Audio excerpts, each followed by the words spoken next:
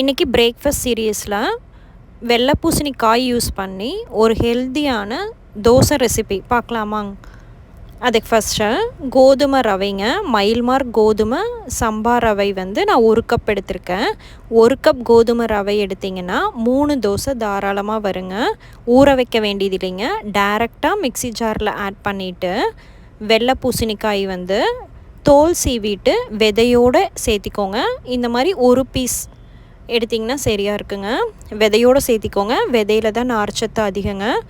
1 cup கோதுமை ரவைக்கு 1 cup அளவு குட்டி குட்டியாக கட் பண்ண வெள்ளை பூசணிக்காய் சேர்த்திக்கோங்க. 1/2 டேபிள் ஸ்பூன் சீரகம், காரத்துக்கு 2 வரமிளகாய் சேர்த்திக்கோங்க. மாவுக்கு தேவையான அளவு உப்பு சேர்த்திட்டு டைரெக்டாக மிக்ஸி ஜாரில் போட்டு அடித்து எடுத்துக்கலாங்க. ஒரு 1/4 டம்ளர் தண்ணி மட்டும் விட்டு அடித்து எடுத்துக்கோங்க. வெள்ளை பூசணிக்காயிலேயே தண்ணி வருங்க. அதனால் 1/4 டம்ளர் மட்டும் விட்டு நல்லா நைஸாக அரைச்சி எடுத்துக்கோங்க.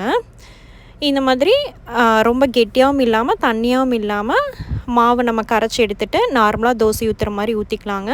ஒரு 1/4 டேபிள் ஸ்பூன் எண்ணெய் விட்டு மூடி வச்சு வேக வச்சிங்கன்னா சூப்பரான ரொம்ப ஹெல்த்தியான வெள்ளை பூசணி தோசை ரெடிங்க. வெள்ளை பூசணி வந்து நம்ம ஜூஸாக குடிக்க முடியாதவங்களுக்கு, வெயிட் லாஸ் இருக்கிறவங்களும் சரி, இல்லை குழந்தைகளாக வெள்ளை பூசணி ஜூஸ் குடிக்க மாட்டாங்க, இந்த மாதிரி தோசையாக ட்ரை பண்ணி கொடுங்க.